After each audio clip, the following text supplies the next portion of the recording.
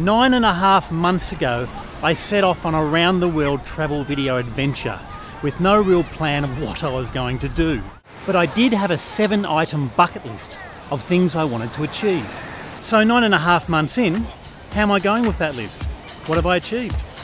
Item number 1, to travel the world. So I have been travelling the world, so that bucket list item has been ticked off for 9.5 months in fact. And in doing that, I've actually met other digital nomads who are making money from all sorts of interesting ways. I met one guy who was playing poker in Thailand, realising that to live in Thailand was like, 1/4 of the cost of living in the UK. I met a guy from Poland who was trading shares, pretty much could live anywhere with an internet connection. But I've also found constant movement can be a bit of a pain in the arse.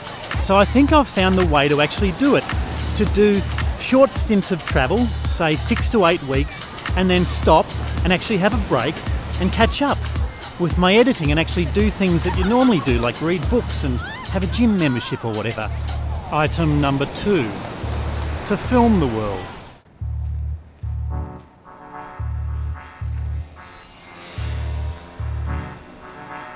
Item number 3, to get paid to film the world. After 9.5 months of travel, I've actually got more money in the coffers than when I left Australia. And one thing I've realised is that when you travel, particularly in Southeast Asia, it can actually be a lot cheaper than living in Australia, the UK or America. But you've just got to find that income source to make it work. And I feel that I'm not actually making enough money from online video. Even though I haven't lost out, I've done better than break even, ad revenue is still not up there. You've got to have other streams, passive income streams. I can see that improving, but I think the problem now is YouTube's become the biggest TV station in the world and everyone wants a piece. So now to become popular on YouTube, you need to have a marketing budget. The little fella doing it by himself just doesn't cut it anymore. Item number 4, to get fit. 9.5 months on the road, lugging 30 kilos of gear on my back, eating strange foods from around the world. You know what? I've lost about 5 kilos, but there's been some rough patches. I started smoking again, and I've since given up. I found as a traveller, you'll always find an opportunity to have a drink, or someone to have a drink with, and that can lead to a problem when you're doing that every night. But generally, the Get Fit objective has worked. I've lost weight, all that procrastinating fat, and it feels good. Item number 5, to find a travelling partner. No.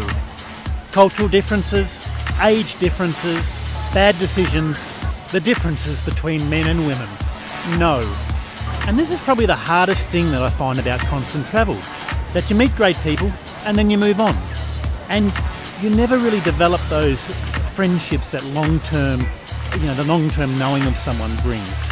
Item number 6, to make a difference. The more I see, the less I know. Take it away, Matt Johnson. Item number 7, to find a home. To find a home will pretty much be the end result of all my travels, which, the way it's going, could take years. So what have I learned? To observe and not react. That my view of the world is determined by the way I was brought up and the culture that I was raised in. And the important lesson, without people you're nothing. Tell them, Joe, I am the most unorganised traveller you could care to meet. I can't pronunciate a single word of another language to save myself, and I have no itinerary, no schedule, and yet I've managed to do this, find some amazing stories, meet some amazing people, and that's the big lesson. Without other people, you are nothing. Which really makes me wonder where I take this from here, because I'm trying to do this all by myself. No, I don't think it's the way to do it. So for all those who have been following my journey from the very start, I thank you. Wherever you are, whatever part of the world you're in, I hope by seeing me do it, it's inspired you to maybe do it if it's also your dream. Still in Asia, but the whole world to do. Who knows where this is going to go. It's a crazy thing to do though, let me tell you. Crazy!